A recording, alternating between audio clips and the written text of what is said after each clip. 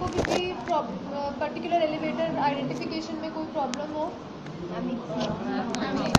Okay, see, first, whenever that instrument tray is kept in front of you, you will be asked, mostly you will be asked yourself only to pick up an instrument of your choice, identify that instrument, ठीक है, name उसका and plus उसका एक use बताना है, एक या दो जितने भी उसके use होते हैं, ठीक है.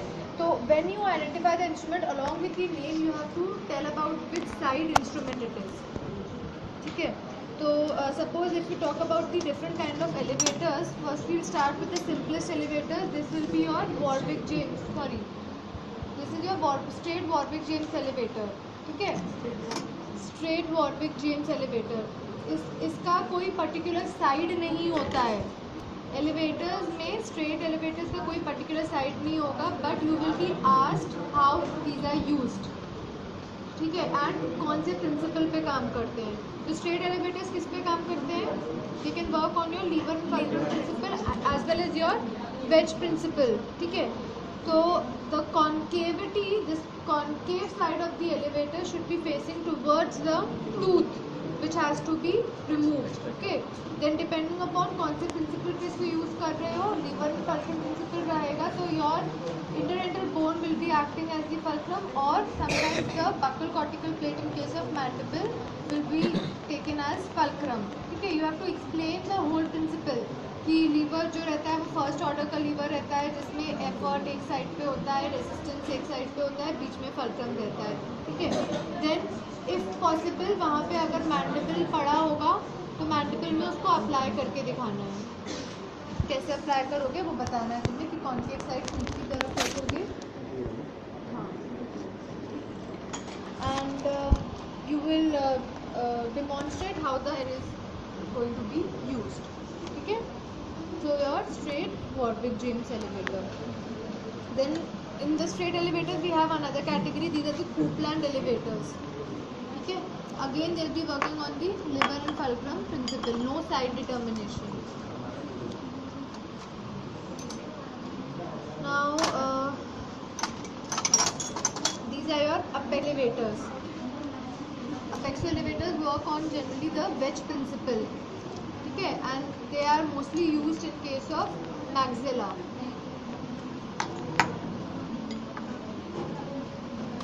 Then we have your criers. These are the crier elevators. Crier elevators में साइड डिटर्मिनेशन होता है डिपेंडिंग अपॉन मैक्सिलर टूथ कौन सा निकालना है. मैक्सिलर के बेसिस पे साइड डिटर्मिनेशन करोगे, जैसे इस पर्टिकुलर केस में कॉन्केविटी टूथ की तरफ अगर रखनी है और ये पॉइंटेड टिप जो है वो ऊपर की तरफ पॉइंटिंग रहती है. ऊपर मीन्स टुवर्ड्स द रूट. ठीक है, तो इस केस में this will become right side Cryer. ठीक है, and this will be the left side Cryer because concavity will be facing on the, will be applied on the mesial aspect of the tooth that has to be removed. ठीक है, अगर first molar remove करना है उसके mesial side पे लगाना है with the tip pointing apically, then it has to be applied like this. So this is left side crier, this will be your right side crier. ठीक, कौन से principal पे वर्क करता है criers? Winter's criers work on which principle? Wheel and axle principle. Another set of elevators which works on the wheel and axle principle is your crossbar elevators. Crossbar, इसका difference इससे क्या है कि इसमें जो शैंक है वो हैंडल से 90 डिग्री पे है. ठीक है, and they are to be used only in case of mandible because they provide tremendous amount of force. ठीक है, इसमें भी कैसे साइड डिटरमिन करोगे? ये पर्टिकुलर साइड जो रहेगा, this has to be pointing apically concavity towards the medial surface of the tooth. This becomes right side, this becomes your left side. ठीक है, they can also be use for removing isolated mandibular root stumps. जैसे ये अगर elevator है, इसको आप fourth quadrant की mesial root निकालने के लिए यूज कर सकते हो. Put it in the distal socket, give force anteriorly towards the mesial root. So this can be used for extracting the mesial root of fourth quadrant. Plus अगर third quadrant पे extract कर रहे हैं जहाँ सामने खड़े होकर करोगे तो distal root of third quadrant. Understood? जैसे अगर इसको मुझे फोर्थ क्वाड्रेंट पे यूज़ करना है तो ये डिस्टल सॉकेट पे लगेगा, मीजल की तरफ फोर्स डालेगा. ठीक है, और अगर थर्ड क्वाड्रेंट में यूज़ करना है तो since I will be standing on the right and front of the patient for third quadrant, so I can use it on the empty mesial socket to apply a distal word force. ठीक है, तो ये explain करना है आपको demonstrate करके. Likewise जो left side का क्रायर है उसको थर्ड क्वाड्रेंट की मीजियल रूट के लिए यूज कर सकते हो और फोर्थ क्वाड्रेंट की डिस्टल रूट के लिए. आगे समझ में. Same thing applies for the cross bar elevators. ठीक है, this is also a straight elevator. No particular name, this is straight elevator. ये जो है इसको कूपलैंड एलिवेटर बोलते हैं, इसको वॉरविक जेम्स स्ट्रेट एलिवेटर बोलते हैं. Okay, then this is your bone नहीं, this is bone curette. Bone file में सिरेशंस होंगे. क्यों यूज करते हैं curette? For the curettage of the extraction socket and also to be used for enucleation of the cystic lining. ठीक है, scooping motion में use करते हैं उसको. सॉकेट के अंदर डालोगे एंड यू विल वॉल्स के अराउंड स्कूप करोगे. ठीक है, सिस्ट की अगर लाइनिंग को रिमूव करना है तो ये कॉन्वेक्सिटी को बोन की तरफ रखते हैं. जैसे यहाँ पे लाइनिंग अटैच्ड है इसमें, तो कॉन्वेक्सिटी को बोन की तरफ रख के इसे हल्के हल्के से लाइनिंग को बोन से डिटैच करेंगे. शार्प वाला एंड बोन की तरफ नहीं रखेंगे. अगर ऐसे करके निकालोगे सिस्ट की लाइनिंग तो वो टेयर हो जाएगी और टोन लाइनिंग कभी भी प्रॉपरली इन्यूक्लिएट नहीं होगी. ठीक है, तो लाइनिंग को हमें सिर्फ पूरी तरीके से डिटैच करना है. जब चारों तरफ से वो डिटैच हो जाए तब उसको रिमूव कर सकते हो. जब पेरियापाइकल ग्रैनुलेशन टिश्यू क्यूरेट करना है तो उसको स्कूपिंग मोशन में यूज करोगे. ठीक है, then periosteal elevator. This is used for raising mucoperiosteal flaps and also for detaching the attached gingiva or the gingival attachment around the tooth. ठीक है, periosteal elevator. So elevators are done. Then we will be asking you difference between chisel and your osteotome. ठीक है, so chisels are, these are instruments which are used for removing bone. जब open method transalveolar extractions करते हो तो ऑस्टेक्टमी यानी bone को cut करना और ओडोंटेक्टमी यानी टूथ को कट करना, उसके लिए ये दो इंस्ट्रूमेंट्स यूज होते हैं. एक है ऑस्टियोटोम, दूसरा है चिजल. ठीक है, चिजल जैसे तुम लोगों ने सेकेंड ईयर प्री क्लिनिकल में यूज़ किए होंगे वो टूथ में से कैविटी बनाने के लिए, तो दीज आर यूनी बेवल्ड. एक ही साइड बेवल होता है चिजल का. ठीक है, और ऑस्टियोटोम जो रहते हैं बाय बेवल्ड रहते हैं, दोनों तरफ बेवल्स होगा, ऐसा पॉइंटेड एज रहेगी उसकी. तो ऑस्टियोटोम को बोन रिमूव करने के लिए यूज़ करते हैं, चिजल को टूथ के लिए कर सकते हो. ठीक है, दोनों को ही मैलेट के साथ यूज़ किया जाता है टैपिंग मोशन में. ऐसे सिंगल टैप्स देने हैं लाइट फोर्स के साथ.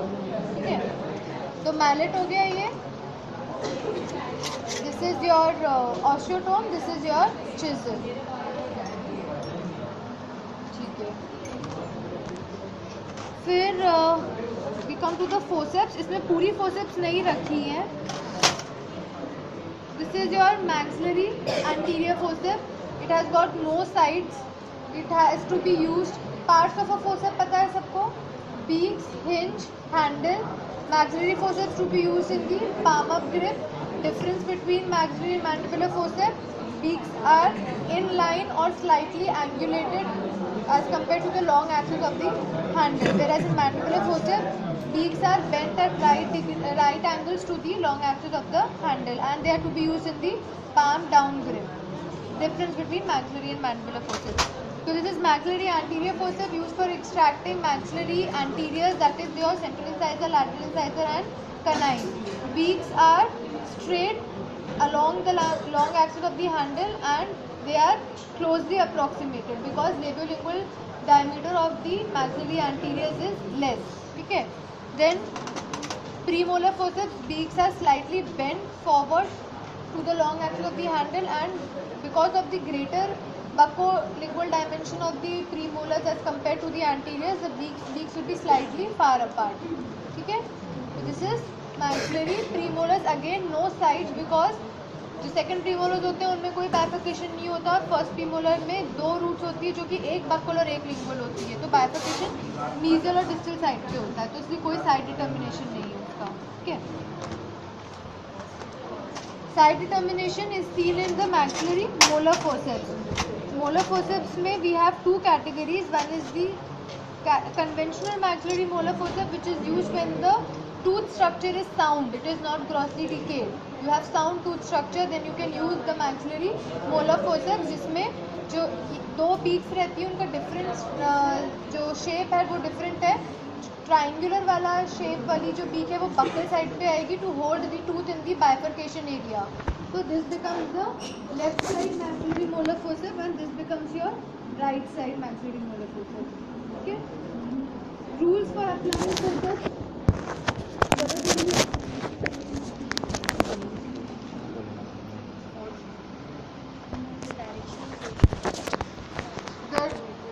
That should be that should be Forceps should be applied with the beaks in line along the long axis of the tooth. अगर टूथ स्ट्रेट है तो बीक्स भी उसको स्ट्रेट होल्ड करनी चाहिए. The tooth is angulated, the beaks have to be in line with the long axis of the tooth. ठीक है. So that is the first rule. Second is the tooth should be held as apically as possible. Okay. Third will be your movement. So first movement for any extraction is apical. Then depending upon the curvature and the shape of the root, for single rooted conical shaped roots you will give rotation as the prime movement. Then for multi rooted teeth, buccal lingual movements will be the primary movements. No rotation movements when in case of a multi rooted tooth. Okay. So these were your molar forceps. Then another variant of molar forceps is your cow horn forceps, which are to be used when the tooth structure is grossly decayed. ठीक है. तो इसमें जो pointed ये वाली peak रहती है जो काव के हॉर्न की शेप की है, that goes and engages itself in the buccal bifurcation. This becomes your right side cow horn forcep and this is actually right side only, but जो लेफ्ट साइड वाली रहेगी उसमें ये पॉइंटेड भी किस साइड आएगी. ठीक है. इसमें इस सेट में दोनों राइट साइड की दी हुई है. Understood.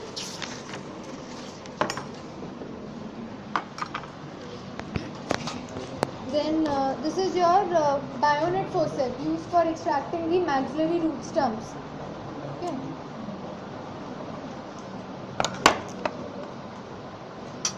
Then coming to the mandibular forceps, mandibular anterior forceps can also be used for extracting mandibular root stumps. Okay. इसकी beaks जो है out of all the mandibular forceps, the beaks are the thinnest and they will be completely approximating each other. Okay. Then जैसे जैसे diameter buccolingual diameter tooth का increase होता जाएगा, mandibular premolar forceps जिसमें beaks थोड़ी दूर पे रहेंगी, they will be slightly apart, and this is your mandibular molar forceps. Cross section of the beaks has increased from mandibular anterior to mandibular molar forceps, and the distance between the two beaks is also increasing. ये mandibular anterior है, ये premolar है और ये mandibular molar forceps है. ठीक है. तुम लोग समझ में आ रहा है? पीछे उधर आ रहा है. ऐसे तो बताऊं दे दो मैं. लो इधर आओ. क्या डिफरेंस है तीनों में?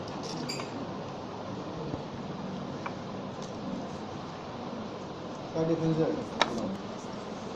कौन सी है? कौन सी है? और कोई कुछ नहीं बोलेगा. कैसे मालूम नहीं आती है?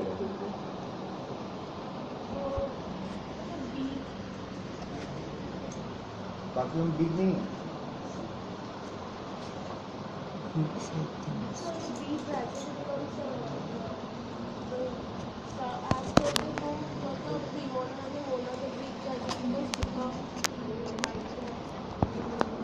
And wider, thinner and wider. ये तुम कॉन्ट्रडिक्टरी स्टेटमेंट यूज कर रही हो.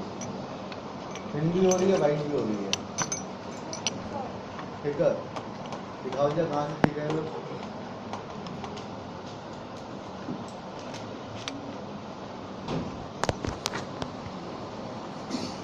What is the main difference? What can the mandibular anterior forceps किसी और चीज के लिए भी यूज होती है? Sorry. मैंडिबुलर एंटीरियर फोर्सेप्स का कोई और यूज भी है एक्सट्रैक्शन में? क्या डिफरेंस हो रहा है इसमें? या प्री मोलर और इसमें कैसे डिफरेंशिएट करोगे? प्री मोलर कौन सी है?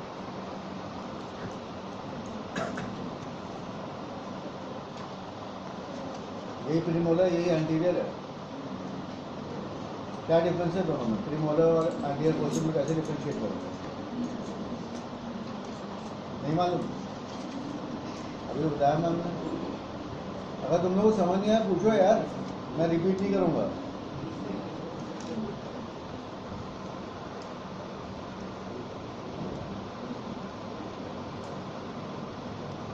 इंटरनल कौन है मालूम है?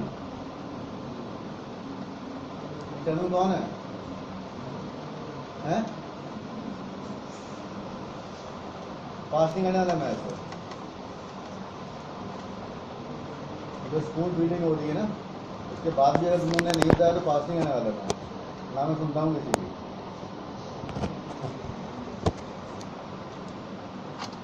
किसी को कहीं भी डाउट हो रहा है तुरंत पूछिए, ठीक है? I don't want you guys to make blunders. वापस करो। किसी को डाउट है? घर पे समझ में आया?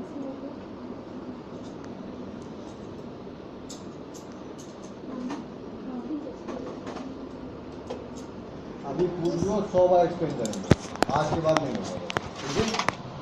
जितना सामने समझ लो चुके हैं, उसका कोई जल्दी नहीं करना। This is mandibular anterior forceps, ठीक है? कैसे पहचानोगे? इसकी जो बीक्स हैं, out of all the mandibular forceps सबसे थिनेस्ट बीक्स रहेंगी in the terms of cross section, ठीक है? प्लस क्योंकि मैंडिबुलर एंटीरियर्स का लेबियोलिंगुअल डायमीटर बहुत कम होता है compare to the other mandibular teeth, तो उसकी बीक्स कम्प्लीटली अप्रॉक्सीमेटिंग रहेंगी। अप्रॉक्सीमेटिंग मतलब दोनों बीक्स पूरी टच हो जाएंगी, क्लोज रहेंगी, ठीक है? तो इसीलिए इसको मैंडिबुलर रूट स्टम्प्स एक्सट्रैक्ट करने के लिए भी यूज़ कर सकते हो। मैंडिबुलर एंटीरियर्स के साथ साथ you can use it for extracting mandibular root stumps. Then if you go ahead, premolars का बकोलिंगुअल डायमीटर इंक्रीज हो जाता है, तो उसको ग्रिप करने के लिए बीक्स के बीच में थोड़ा ज़्यादा डिस्टेंस चाहिए as compare to mandibular anterior forcep. तो ये जो दूसरी वाली फोर्सेप है, इसका बीक्स का डिस्टेंस, दोनों बीक्स के बीच में डिस्टेंस थोड़ा सा ज़्यादा होगा, प्लस जो बीक्स का क्रॉस सेक्शन रहेगा वो भी इंक्रीज हो जाएगा, ठीक है? थर्ड है ये mandibular molar forcep. Molar forcep में अगेन प्री मोलर के कंपैरिजन में ज़्यादा डिस्टेंस है दोनों बीक्स के बीच में, क्योंकि बकोलिंगुअल डायमीटर मोलर्स का सबसे ज़्यादा होता है। प्लस जो क्रॉस सेक्शन एरिया है बीक्स का, देखो they are very broad as compare to premolar and your anterior forcep, ठीक है? To accommodate the greater cross section area of molars. Clear? Okay. Now all the mandibular forceps जो left side की और right side की रहती है, उनमें कोई साइड डिटर्मिनेशन नहीं है। एंटीरियर्स के लिए ऑब्वियसली कोई साइड डिटर्मिनेशन नहीं होगा, क्योंकि तीनों एंटीरियर्स जो है वो सिंगल रूटेड है। Mandibular first premolar, second premolars are also single rooted, तो again no side determination. Molars have 2 roots but bifurcation दोनों ही साइड के मोलर्स में दैट इज प्रेजेंट सेम, जो लेफ्ट साइड के में प्रेजेंट है और राइट साइड के में प्रेजेंट है। सेम कैसे? क्योंकि लेफ्ट साइड में भी मीजियल और डिस्टल रूट्स है, राइट साइड में भी मीजियल और डिस्टल रूट है। बक्कल या लिंगुअल में बाइफर्केशन नहीं है, इसलिए कोई साइड डिटर्मिनेशन नहीं है depending upon the location of your bifurcation, ठीक है? Both the beaks are triangular, दोनों ही बीक सेम है इसमें, ठीक है? तो इसको जब होल्ड करना रहेगा तो फोर्थ क्वाड्रेंट के लिए भी तुम ऐसे करके होल्ड करोगे, बस पोजीशन ऑपरेटर की पोजीशन चेंज हो जाएगी। फोर्थ क्वाड्रेंट के लिए पीछे आके इसको ऐसे होल्ड करोगे, थर्ड क्वाड्रेंट के लिए सामने से ऐसे होल्ड करोगे, हैंडल मुंह के बाहर आना है, ठीक है? तो थर्ड क्वाड्रेंट में पीछे खड़े होके ऐसे एक्सट्रैक्ट नहीं कर सकते हो, हैंडल मुंह के थ्रू नहीं आएगा, ट्रांसओरली नहीं आना है, it has to come this way, ठीक है? तो इसलिए थर्ड क्वाड्रेंट के लिए सामने आके इस साइड से हैंडल बाहर रखते हुए एक्सट्रैक्शन करोगे, और फोर्थ क्वाड्रेंट के लिए पीछे जाके ऐसे करोगे। अंडरस्टूड? अप्लाई कैसे करना है समझ में आया? कैसे होल्ड करोगे? पाम डाउन ग्रिप में, ठीक है? Palm down. Palm down, maxillary में पाम अप रहेगा, पाम को अपनी तरफ फेस करोगे, फोसेप को ऐसे हाथ में रखोगे और तब यूज करोगे, ठीक है। और दूसरी चीज़, जो मैक्सिलरी फोसेप्स हैं, क्योंकि वो एंटीरियर को छोड़ के प्री मोलर और मोलर्स जो है वो सामने की तरफ बेंट है, तो ये जो कॉन्केविटी रहती है ना, ये वाली, वो ऑपरेटर की तरफ फेस होगी। ऐसे नहीं होल्ड करोगे फोसेप को एक्सट्रैक्शन के लिए, कॉन्केविटी बीक्स की अपनी तरफ रख के होल्ड करोगे, ऐसे। आया समझ में? This is mandibular cow horn forcep. दोनों बीक्स जो है वो काउ के हॉर्न की शेप में है और दोनों ही जाके टूथ को बाइफर्केशन के एरिया में ग्रिप करती हैं, ठीक है। देन क्लोज करोगे बीक्स, मूवमेंट दोगे तो जो इंटर रेडिकुलर बोन है, दो रूट्स के बीच की जो बोन है, उसमें ये एंगेज होती है बीच और फिर मूवमेंट देने पे लग्जेट होता है टूथ, ठीक है। ओके, काउ हॉर्न दोनों बीक्स जो है they are same in shape, similar design की है दोनों बीक्स, ठीक है। Then there is no side determination because in mandibular molars the bifurcation is present at the same point, at the same location on the buccal and lingual aspect, because roots are mesial and distal. Okay, there is no buccal or lingual root, mesial distal roots है, तो bifurcation जो buccal side पे जिस position में present है उसी position में वो लिंगुअल साइड में प्रेजेंट होगा, ठीक है। तो होल्ड कैसे करोगे? फोर्थ क्वाड्रेंट के लिए behind the patient in the 11 और 12 o'clock position you go and you will grip the tooth near the root surface, below the CEJ, below the cemento enamel junction if it is visible, ठीक है। Third quadrant के लिए you will be standing right-handed operators on the right side of the patient in the 7 or 8 o'clock position, and then you will be gripping the tooth from the front, keeping one finger on the labial side of the bone, mandibular bone, and another finger on the lingual side, and holding the lower border with the thumb like this. दिख रहा है? Lower border को support करके रखना है molars के case में, क्योंकि अगर ज़्यादा फोर्स लगाया तो you can result in fracture of the mandibular angle. Why mandibular angle only can get fractured? Because it is present at the junction of two curvatures, ramus and body. वहाँ curve हो रही है ना bone, तो जहाँ पे भी curve होगी बोन वो एरिया ऑफ वीकनेस हो जाएगा, है ना. तो that is why third molar molars के एक्सट्रैक्शन के टाइम या फिर बाकी एंटीरियर टीथ के एक्सट्रैक्शन के टाइम पे भी you have to keep one finger on the lower border of the mandible to prevent any fracture from developing while you are doing the extraction. Okay. In case of maxilla, you have to support the alveolus in the same way. thumb से labial side और दूसरी finger से palatal side. जैसे ये maxilla extraction कर रहे हैं अपन, तो alveolus को support करोगे और फिर forceps को लगाओगे और extraction करोगे ऐसे. ठीक है. Alveolus has to be supported, otherwise again because of the cancellous nature of the maxillary bone, which is very thin, paper thin bone, so they can get fractured when you are applying increased amount of force. Under the force that you are applying by your forceps, the alveolus can get fractured. Okay. Complications of exodontia पता है ना, उसमें fracture of mandibular bone, fracture of alveolus, adjacent teeth, ये सब आता है. Okay. Then we have the mandibular American pattern mandibular third molar forceps. American pattern इसलिए क्योंकि बुक्स में if you see पीटरसन वगैरह में तो जितने भी mandibular forceps हैं, जो there are two patterns of forceps. Designs जो रहती हैं, एक लंदन पैटर्न रहता है, ब्रिटिश पैटर्न रहता है, दूसरा अमेरिकन पैटर्न रहता है. ये बाकी सब ब्रिटिश पैटर्न के हैं, लंदन पैटर्न के हैं, बट थर्ड मोलर फोसेप्स जो है जो हम यहाँ यूज़ करते हैं वो अमेरिकन पैटर्न वाली यूज़ कर रहे हैं, क्योंकि जो हमारी नॉर्मल लंदन पैटर्न वाली मैंडिबुलर फोसेप्स हैं वो थर्ड मोलर रीजन में प्रॉपरली टूथ को along the long axis tooth के होल्ड नहीं कर पाती हैं, because it is present so posteriorly in the arch, है ना. तो ये हैंडल चीक से ऑब्लिटरेट हो जाता है. चीक जो हमारी यहाँ पे है थर्ड मोलर रीजन में, वो अलाउ नहीं करती कि हैंडल प्रॉपरली वहाँ जाके हम पकड़ पाएँ और बीक्स को स्ट्रेट रखते हुए लॉन्ग एक्सिस के अलॉन्ग रखते हुए टूथ को ग्रिप कर सकें. ठीक है, इसलिए हम ये अमेरिकन पैटर्न फोसेप्स यूज़ करते हैं for they provide better accessibility to the third molar region. ठीक है. तो इसको यूज़ करने के लिए 4th क्वाड्रेंट में ऑपरेटर पोजीशन वही रहेगी, पीछे से जाके ऐसे ग्रिप करोगे टूथ को, और हैंडल जो है वो मुंह के सामने से ऐसे ओरल कैविटी के यहाँ सामने से बाहर आता है, ठीक है, और ऐसे बक्कल लिंगुअल मूवमेंट्स दोगे, ठीक है। और 3rd क्वाड्रेंट अगर हुआ तो सामने से पकड़ोगे और उस केस में ऐसे बक्कल लिंगुअल मूवमेंट्स दोगे। अंडरस्टूड ना? बक्कल लिंगुअल मूवमेंट्स ही देते हैं ना मैंडिबुलर मोलर्स के लिए, तो वही देना है तुम्हें। इस केस में ऐसे दोगे, पीछे खड़े होगे, और 3rd क्वाड्रेंट में ऐसे दोगे, सामने खड़े होगे, ठीक है।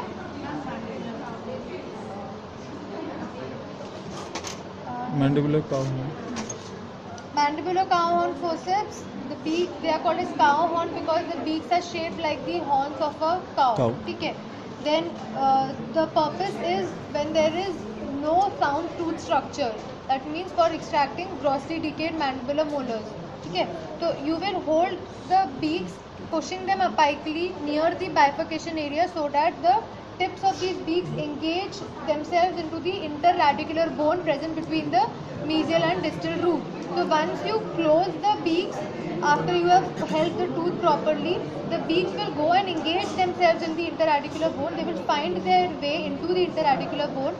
और जब मूवमेंट दोगे तो इंटररेडिकुलर बोन क्रश हो जाती है, ठीक है। बोन क्रश होने के बाद सॉकेट में स्पेस इंक्रीज हो जाएगी, सॉकेट एक्सपैंड हो जाएगा, फिर मूवमेंट्स दोगे, फर्दर एक्सपेंशन होगा, एंड देन टूथ लग्जेट हो जाएगा, ठीक है।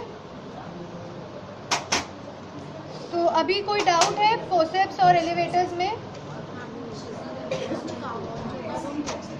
हाँ, काउ हॉर्न सिर्फ गॉस्ट्रिक एरियस में ही अप्लाई करते हैं, क्योंकि साउंड टूथ के लिए उसके बीक्स में इतना क्रॉस सेक्शन एरिया नहीं है कि अगर पूरा टूथ स्ट्रक्चर प्रेजेंट है तो वो उसको ठीक से होल्ड कर पाए, स्लिप करेगा फिर, ठीक है। क्या पूछ रही थी तुम? Osteotome and chisels, they are instruments for removing bone, and they can also be used for splitting the tooth during transalveolar extraction. ठीक है. The difference is that chisels are unibeveled, they have bevel on one side, whereas osteotomes are bibeveled. They are used with the help of mallets. ठीक है. तो पकड़ना इसको, अगर मुझे यहाँ पे ये बोन रिमूव करनी है, सपोज ये वाली प्लेट, तो चिजल को मैं ऐसे रखूंगी perpendicular to the bone that has to be remove, ठीक है, and I will give light tapping forces using the mallet, ठीक है, then this will ultimately fracture this bone. Perpendicular को होल्ड करना है टू द टूथ या फिर bone जो आपको रिमूव करना है, ठीक है।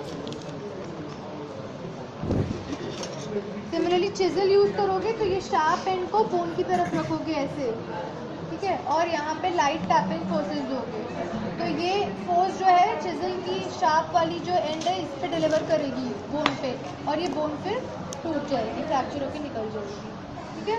तो ट्रांसएल्वुलर एक्सट्रैक्शन के लिए यूज़ कर सकते हो, बोन रिमूवल के पर्पस के लिए। दूसरे क्या ऑल्टरनेटिव है, इसके अलावा क्या यूज़ कर सकते हो?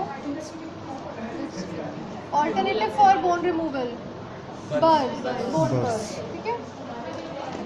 Which is better? There is a chart which shows the difference between burr and chisel and mallet. You have to read that. Each of them has their own advantage and disadvantage. जैसे इसमें thermal necrosis होने का chance नहीं है bone का, Burr में वो होने का चांस है क्योंकि हीट प्रोड्यूस होती है। इसमें जो टैपिंग मूवमेंट्स हैं वो अनकंट्रोल्ड हुए तो बोन फ्रैक्चर हो सकती है, जो कि बर्र में नहीं होगा ऐसा, ठीक है। इसमें इरिगेशन की ज़रूरत नहीं है, साथ में कांस्टेंट, इसमें बोन वर्क के साथ साथ कांस्टेंट इरिगेशन की ज़रूरत है। हीलिंग इसमें ज़्यादा बेटर रहेगी क्योंकि बोन सेल्स डाई नहीं हो रहे हैं इसमें, उसमें हीट की वजह से some of the bone cells can get died, so healing is delayed as compare to the chisel and mallet bone removal, ठीक है। तो you have to read that table and come difference between burr and chisel and mallet, ठीक है। So I think ma'am एक बार सबका नाम ये वाला, this is apexo elevators. Apexo to be used in the wedge principle, ठीक है। Veg principal में कैसे यूज़ करोगे, जैसे मैक्सिला में इसको यूज़ किया जाता है, तो रूट और बोन के बीच में जो स्पेस होती है जिसको पेरिडोंटल लिगामेंट स्पेस बोलते हैं, उसमें इसकी ये वाली सरफेस को रूट की तरफ रखते हुए अंदर पुश करोगे आप, ठीक है। ऐसे जैसे जैसे नीचे पुश करते जाओगे टूथ पे नीचे की तरफ फोर्स लगता जाएगा। एलिवेटर को ऊपर पुश करोगे, टूथ पे नीचे फोर्स लगेगा, क्योंकि वो पेरिडोंटल लिगामेंट स्पेस में ये फोर्स जो हम पुश कर रहे हैं ना, वेज कर रहे हैं एलिवेटर की टिप को, वो नीचे की तरफ फोर्स लगाएगा, तो ultimately root will come out. ठीक है,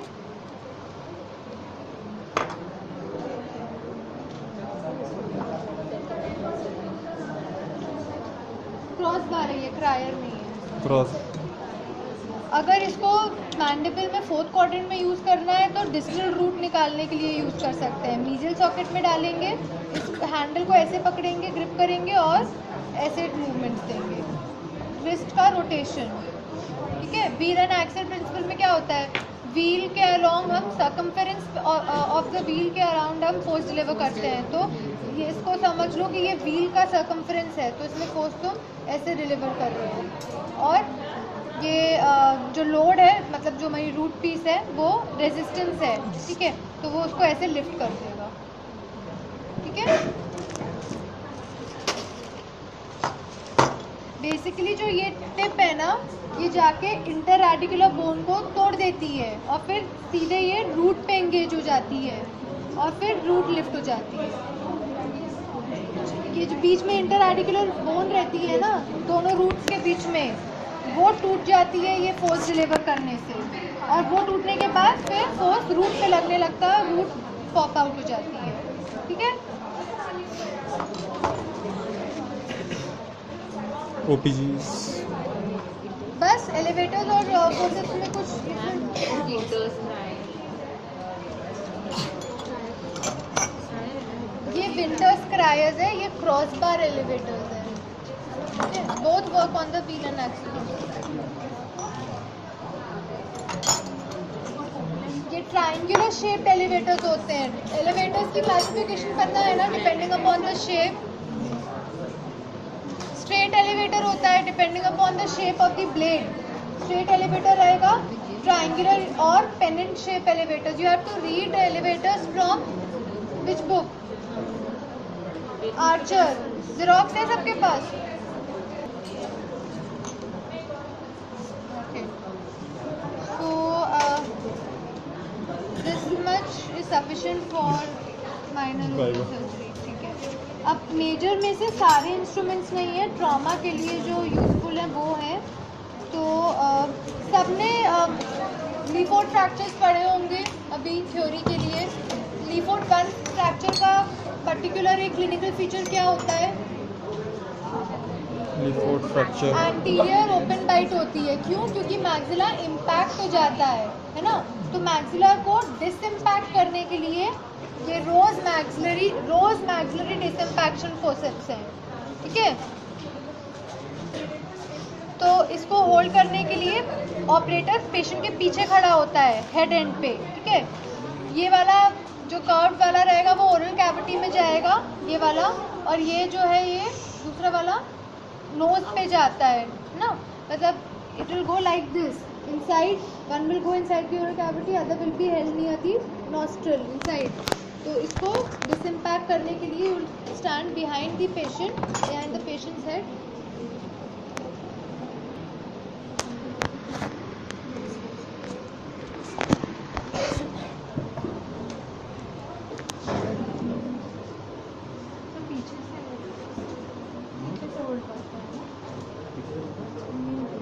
ऐसे होल्ड करते हैं ना डिसइम्पैक्शन के लिए।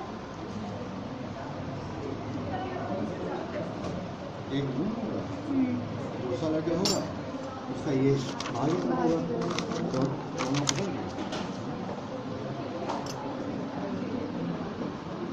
आ रहा है?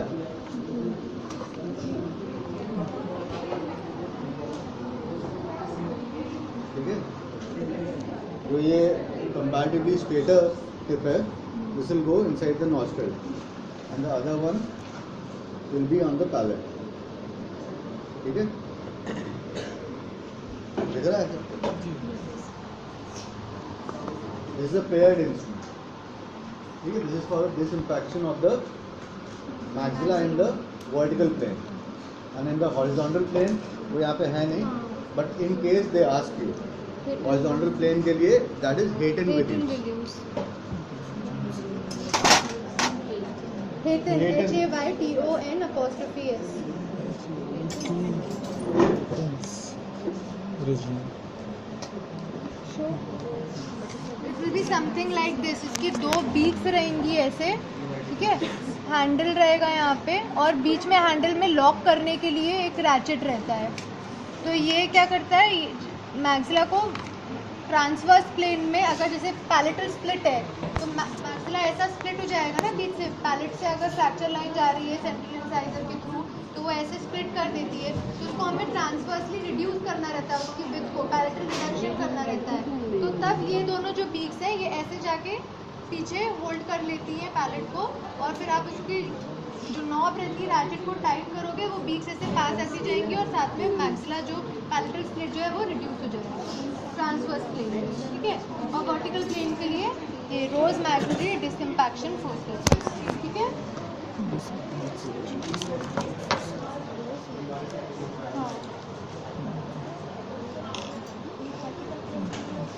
There will be 2 retractors kept. Retractors जो flaps हम रेज करते हैं ना after giving incisions for mandibular और maxillary fractures, जो vestibular देते हैं या फिर condyle के लिए incision दोगे बाहर पे. कौन कौन से incisions देते हैं condylar fractures के लिए?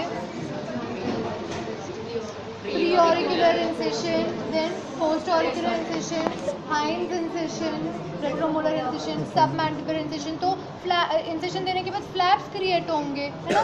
तो उनको retracted रखने के लिए, exposure लाने के लिए to the fracture site we use these retractors.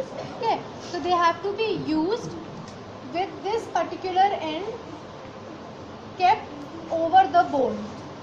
Bone से सपोर्टेड रखना है और फिर ऐसे पुल करना है जिस भी डायरेक्शन में फ्लैप को आपको खींच के रखना है, ठीक है.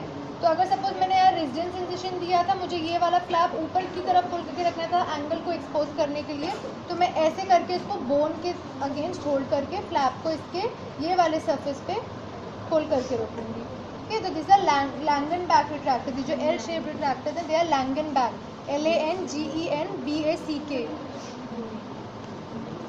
Langen, LANGENBACK. Langen back retractor. These are used for exposing the fracture sites to retract the flaps, skin flaps or mucoperiosteal flaps that we have raised. Okay. Then this particular retractor is your Austin's retractor. AUSTIN''S. Austen's. इसको हम third molar surgeries में use करते हैं. Third molar surgeries में भी हम flaps raise करते हैं ना, इंसेशन देके अलोंग द टूथ. एक एक्सटर्नल डिस्टल लिम्ब रहती है, एक इंटरमीडिएट लिम्ब रहती है, एक एंटीरियर लिम्ब रहती है. याद है कौन सा फ्लैप बोलते हैं उसको?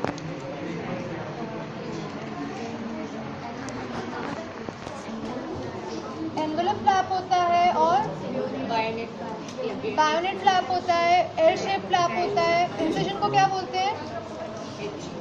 Wards incision. वॉर्ड्स इंसेशन नहीं सुना है?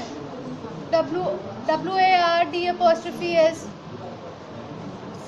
ये जो इंसेशन हम देते हैं, एक डिस्टल लिम्ब होता है जिसमें एक में इंटरमीडिएट लिम्ब होता है, एक में एंटीरियर लिम्ब होता है, वो वॉर्ड्स इंसेशन कहलाता है.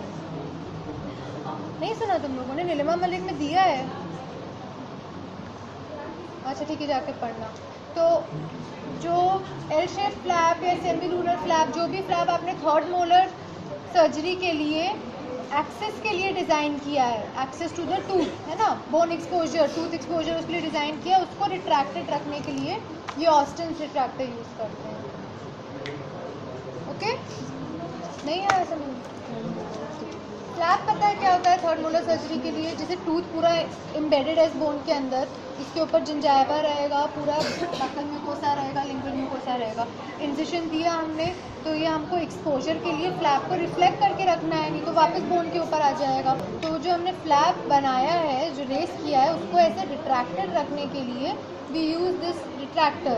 अगेन इसको भी तुम्हें ये वाला जो एंड है इसको बोन के ऊपर रख कर ऐसे रिट्रैक्ट करके रखोगे, ठीक है, बोन के ऊपर इसकी टिप को होल्ड करते हुए. अगर सिर्फ सॉफ्ट टिश्यू पे होल्ड किया है, जितना खींचोगे उतना फ्लैप टेयर होता जाएगा अलोंग द इंसिशन लाइन. इसलिए बोन पे जस्ट रिट्रैक्ट करके उसको बोन का सपोर्ट लेकर हल्के से फोर्स से उसको रिट्रैक्ट करके रखेंगे. एक्सपोज हो जाएगी बोन, टूथ दिखने लगेगा इम्पैक्टेड, बोन रिमूवल करोगे, टूथ स्प्लिट करोगे, टूथ निकालोगे, वापस फ्लैप सूचर कर दोगे, एलिवेटर को हटा दो, ठीक है। इसको चीक इनिशियली जब सर्जरी में ब्लॉक देना रहता है उस टाइम इसको चीक रिट्रैक्ट करने के लिए भी यूज़ कर सकते हैं, ठीक है। Use this cheeks. Austin cheek retractor भी बोलते हैं इसे, Austin cheeks. चीक चीक Cheek. CHEEKS. Cheeks retractors. ठीक है। Now everybody has heard of bone alls, AWL. अच्छा, सर्कमजैगोमैटिक सर्कममैंडिबुलर वायरिंग का नाम सुना है? क्यों यूज़ करते हैं वायरिंग्स? इमोबिलाइज करने के लिए, ठीक है। तो वायर डालने के लिए we use this bone awls, AWL spelling होती है इनकी, ठीक है। इसमें क्या होता है कि ये जो टिप है ना उसमें एक देखो होल है, सबको दिख रहा होगा, वायर है नहीं अभी, Yes, ma'am. होल है उस टिप के अंदर, ठीक है। तो क्या करते हैं, जैसे अगर मुझे सर्कममैंडिबुलर वायरिंग करनी है, जैसे स्प्लिंट, बच्चों में क्या किया जाता है, बच्चों में बोन प्लेटिंग नहीं होती तो उसमें हम स्प्लिंट्स देते हैं, एट्रोफिक मैंडिबल में भी हम गनिंग स्प्लिंट्स देते हैं, पढ़ा है ना ये सब। तो वो स्प्लिंट को वायर की मदद से सर्कममैंडिबुलरली होल्ड किया जाता है। तो वायर कैसे पास करोगे, वो मैंडिबल के around, circummandibular means around the mandible, तो उस पर्पस के लिए हम ये बोन ऑल्स यूज़ करते हैं। वायर को इसके टिप से पास करके यहाँ पे पहले एक बार ऑल को बोन से ऐसे रखते हुए कांटेक्ट में लिंगुअली लेके जाएंगे, पूरा स्किन के थ्रू यहाँ से पहले मैंडिबल पैल्पेट किया, ऐसे रखो, कॉन्केविटी को मैंडिबल की लिंगुअल सरफेस की कॉन्केविटी के अलॉन्ग रखते हुए यहाँ से अंदर पियर्स कर दोगे, स्किन से, मसल से और जो अंदर का ओरल फ्लोर ऑफ माउथ का म्यूकोसा है उससे। फिर वायर आ जाएगी यहाँ बाहर, आपको दिखेगी ओरल कैविटी में, उसको वायर को होल्ड करके पुल कर लोगे एक एंड को, ठीक है। उसके बाद फिर उसको सेम पॉइंट से एंट्री जहाँ पे करी थी वहीं पे रखते हुए वापस लाओगे, ठीक है, और उसको सामने डायरेक्शन बिना चेंज किए हुए इसे सामने लाओगे और दूसरा एंड जो वायर का है वो यहाँ से निकाल लोगे और दोनों वायर्स फिर यहाँ पे आ गई, स्प्लिंट रखा आपने और जो दो एंड्स थे उनको ट्विस्ट कर दिया, ठीक है। तो क्या करोगे, यहाँ से पहले अंदर डालोगे बोन और वायर पास करोगे, एक एंड वायर का यहाँ रह गया, दूसरा इसमें टाई कर देते हैं, वापस लाया without changing the point of entry, नीचे लाया, इसको बस बकली लेकर आए, इसे पैल्पेट करने से होता है, ठीक है। पैल्पेट करती जाएगी एक फिंगर कहाँ कहाँ पास हो रहा है, जैसे लोअर बॉर्डर पे आओ ऐसे चेंज कर लोगे, सामने की तरफ ले आओगे, फिर लेबियल वेस्टिब्यूल से निकलेगी ये बाहर और वायर इसमें साथ में बंधी हुई है, तो वो वायर ऐसे बाहर जो आ जाएगी तब उसको खोल लोगे, दोनों एंड्स वायर के ऐसे बाहर होंगे, उसको वायर ट्विस्टर लेके ट्विस्ट कर दिया और स्प्लिंट जो रखी हुई थी इसके ऊपर मैंडिबल के ऊपर वो वायर के थ्रू अंदर इस पे मैंडिबल पे बैठ जाएगी। आया समझ में? सिमिलरली नहीं आया समझ में? आ गया? सिमिलरली इसको हम सर्कमजैगोमैटिक वायरिंग के लिए भी यूज़ कर सकते हैं, जाइगोमा के अराउंड वायरिंग करनी है, ठीक है। उस केस में इसको मैक्सिमा के वेस्टिब्यूल से पास करोगे, यहाँ से ऐसे पास किया, बाहर आएगी वायर, वायर डाली, वापस लेकर आए, फिर एक बार उसके बाहर से लेकर आए, एक बार अंदर से लेके गए, एक बार बाहर से लेकर आए जाइगोमा के, और जो ट्विस्टेड बाहर आएंगे एंड उसको ट्विस्ट करके यहाँ पे होल्ड कर दिया, ठीक है। For circummandibular circumzygomatic wirings you can use this, या फिर पैर एल्वुलर सुना है नाम, जैसे मैंडिबल में सर्कममैंडिबुलर होता है, मैक्सिला में पैर एल्वुलर रहता है, एल्वुलस के अराउंड वायरिंग करते हैं, सेम थिंग, जो स्प्लिंट बिठाई है उसको एक बार पैलेट्स के इधर और एक बार इधर वायर लाकर यहाँ पे ट्विस्ट कर देंगे wire, okay. So your bone awls, Langenbach retractor, your Case Austin retractor. This is your Bristow's elevator for zygomatic arch fracture reduction. Okay, zygomatic arch fractures में क्या होगा, अगर सपोज ये आर्च जो है सिर्फ ऐसे अंदर की तरफ वी शेप में डिप्रेस हो गई है, ब्रेकेज, इस पे ऐसे फोर्स लगा यहाँ से, ठीक है, मालर प्रोमिनेंस में ऐसे फोर्स लगा और ये ऐसे फ्रैक्चर, दो टुकड़ों में फ्रैक्चर होने की जगह सिर्फ ऊपर से देखो तो ऐसे वी शेप में अंदर गई है, तो इस पर्टिकुलर पार्ट को हमें रेस करना है वापस से ऐसा लाने के लिए। इसको रिडक्शन बोलते हैं, फ्रैक्चर रिडक्शन, है ना। तो उसके लिए you can use this Bristow's elevator. दो तरीके से यूज़ कर सकते हो, या तो इंट्राओरली वेस्टिकुलर अप्रोच से यूज़ कर सकते हो, उसको कीन्स बक्कल वेस्टिकुलर अप्रोच बोलते हैं। दूसरी कौन सी अप्रोच होती है? हाँ, गिलीस टेम्पोरल अप्रोच, ठीक है। तो उस केस में यहाँ पे इंसिशन हो गया टेम्पोरल बोन के टेम्पोरल हेयर लाइन में, और एलिवेटर को अंदर डाला और उसको फ्रैक्चर को ऐसे वापस बाहर की तरफ रिड्यूस कर दिया, ठीक है। इंट्राओरली डालोगे तो यहाँ डालोगे और उसको ऐसे रिड्यूस कर दोगे। Understood? Bristow's zygomatic elevator. This is Ferguson's mouth gag. Ferguson's mouth gag कहाँ पे यूज़ करते हैं? जहाँ आपको पोस्ट माउथ ओपनिंग पेशेंट से करवानी पड़ती है। जैसे ओरल सबम्यूकस फाइब्रोसिस, वो पेशेंट ऑपरेट हुआ, उसके सर्जिकली फाइब्रस बैंड जो है वो रिलीज़ कर दिए। अब अगर पेशेंट को ऐसे ही छोड़ के डिस्चार्ज कर दोगे तो वापस से फाइब्रोसिस हो जाएगा और माउथ ओपनिंग निल हो जाएगी आफ्टर सर्जरी ऑल्सो। तो ग्रेजुअली हमें माउथ ओपनिंग उसकी इंक्रीज़ करनी है और मेंटेन रखनी है। तो क्या करेंगे, इस गैग में ये जो एरियाज रहते हैं, ये एक लोअर टीथ के ऊपर रखा जाता है एंड, और इस वाले का अपर टीथ के ऊपर, ठीक है। ऐसे रखोगे और ये देखो मैं क्या कर रही हूँ, उसके हैंडल से इसे प्रेस कर रही हूँ।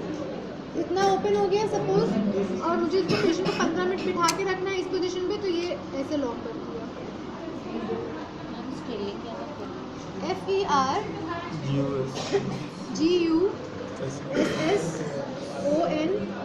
FERGUSONS Ferguson's mouth gag for obtaining GAG for obtaining forced mouth opening cooperatively in cases of oral submucous fibrosis or TMJ ankylosis. So yeah, any doubt in any of the instruments?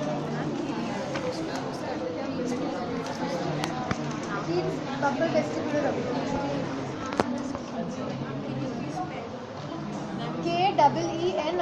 KEEN''S. You should be knowing these names because these are given in your undergraduate book. Gillies approach, Keele's approach, ठीक है, ये सब नाम दिए हुए हैं. Residence incision, Hines approach, retromandibular approach, ये सब नाम दिए हैं, इसलिए ये पता होने चाहिए, ठीक है. सबका नाम Ferguson's mouth gag, Coupland elevator, maxillary anterior forceps, maxillary premolar forceps, bone chisel, osteotome, mallet, bone mallet, ठीक है. Bristow's zygomatic elevator, apexo elevator comes in pairs.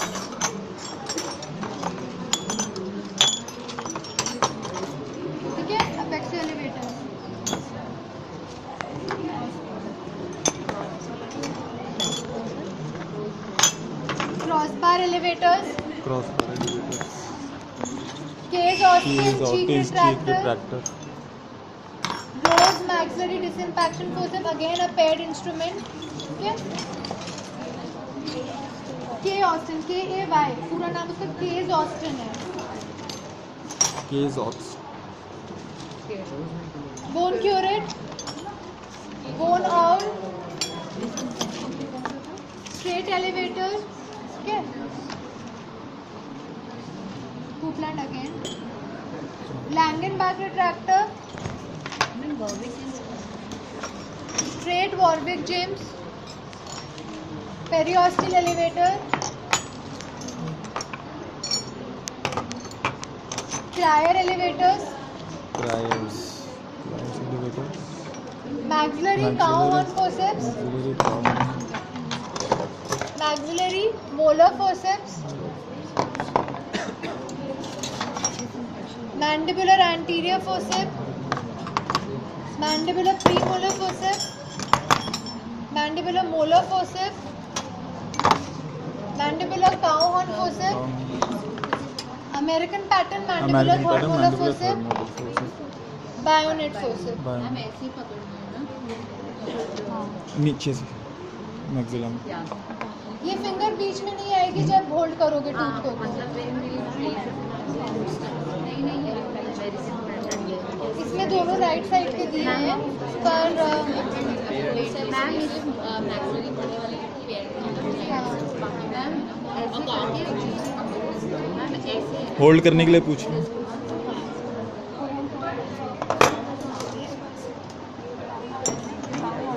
ये है इसमें ये जो मैक्सिला के लिए ये है ना कर्व, मैक्सिला के लिए ये है तुम्हारा गैप ज़्यादा है ना, ये मोलर के लिए है। ये तुम्हारा इस साइड का ये किसके लिए होता है? इंटीरियर है इसमें गैप मैक्सिला हाँ उसमें है ना, उसमें ये Maxillary। ट्रायंगुलर वाला पार्ट बायोमेट्रिक में जाएगा और ये कर्व वाला पैरेलल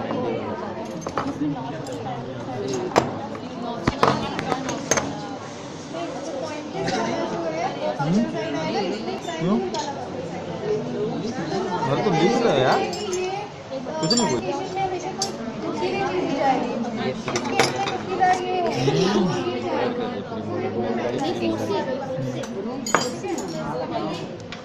थक गया है। स्कल और मैंडिबल रखे जाएंगे वहाँ, जिसमें से बेसिक एनाटॉमी आपको पता होनी चाहिए। बोन्स के नाम, क्रेनियम में कितनी बोन्स होती हैं, फेस के बोन्स आइडेंटिफाई करना, पेयर्ड कौन सी होती है, अनपेयर्ड कौन सी होती है, मैंडिबल के स्ट्रक्चर्स को आइडेंटिफाई करना जो थर्ड ईयर डिस्कशंस में होता था ना, बॉडी क्या है, रेमस क्या है, कॉन्डाइल किसे कहते हैं, कोरोनॉइड किसे कहते हैं, ठीक है, सिम्फाइसिस फ्रैक्चर्स कहाँ होते हैं, पैरासिम्फाइसिस फ्रैक्चर्स किसे बोलते हैं, क्लिनिकल फीचर्स जैसे कोलमैन साइन आया था, किस में दिखता है वो, कौन से फ्रैक्चर्स में दिखता है कोलमैन साइन, क्या होता है Coleman sign, sublingual ecchymosis, sublingual means below the tongue, floor of mouth में जो दिखता है एकाइमोसिस, एकाइमोसिस क्या होता है,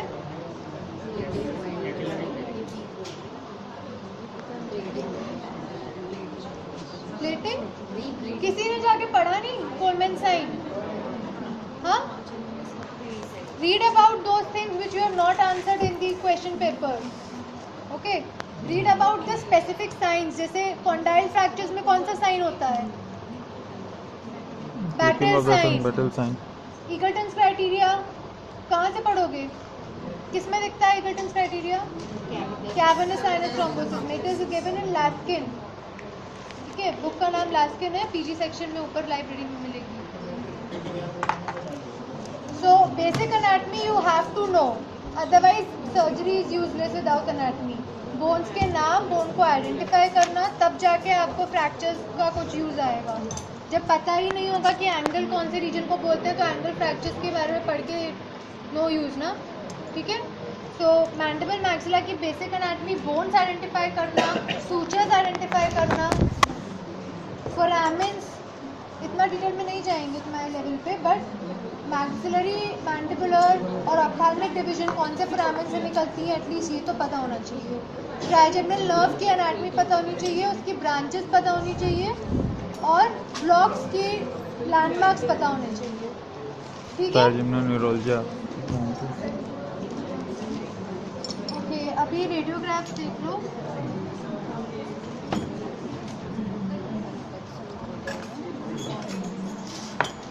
मैम क्रीम हाँ? इसके फोटोज नहीं देख पाओगे रेडियोग्राफ्स में।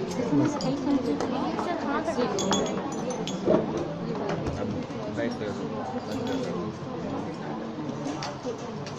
एक मिनट हो गया।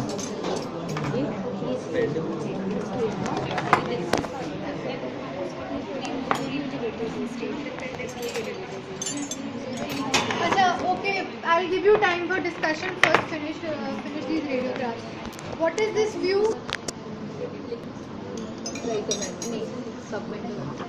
वहाँ पे अंदर रूम में, एग्जामिनेशन रूम में जब वाइवा होगा तो डिस्प्ले बोर्ड होते हैं ना, एक्सरे डिस्प्ले बोर्ड, उस पर एक एक एक्सरेज लगे हुए होंगे, ठीक है। तो अगर किसी पर्टिकुलर डिफरेंट व्यू में एक्सरे लगा है तो पहले व्यू आइडेंटिफाई करना है कौन सा व्यू है। ये सबमेंटल कॉर्टेक्स व्यू है। उसके बाद सबमेंटो वर्टेक्स व्यू में आपके दिमाग में चलना चाहिए कौन से पर्टिकुलर चीज़ के लिए सबमेंटो वर्टेक्स व्यू दिया जाता है। तो ज़ाइगोमैटिक आर्च फ्रैक्चर्स के लिए या फिर स्कल बेस्ड फ्रैक्चर्स के लिए सबमेंटो वर्टेक्स व्यू दिया जाता है, एडवाइस किया जाता है, ठीक है। तो अगर सबमेंटो वर्टेक्स व्यू लगा है तो you have to think in terms of zygomatic arch, look for zygomatic arch fracture first, okay. तो अगर ये पर्टिकुलर लगा हुआ है तो इसमें तुम्हारी राइट साइड ये है ना, हाँ, तो ये राइट साइड की आर्च इसमें फ्रैक्चर्ड है और इनवर्टली डिस्प्लेस्ड है। यहाँ देखो, यहाँ पे पूरी आर्च जो है वेल मेंटेन्ड है, उसकी कंटिन्यूटी कॉन्टूर मेंटेन्ड है आर्च का, यहाँ पे नहीं है। तो this is fractured and inwardly displaced और ये है फ्रैक्चर लाइन। दिख रहा है यहाँ पे कॉन्टूर नहीं है, यहाँ पे आर्च का कॉन्टूर है। तो right side arch is zygomatic arch is fractured.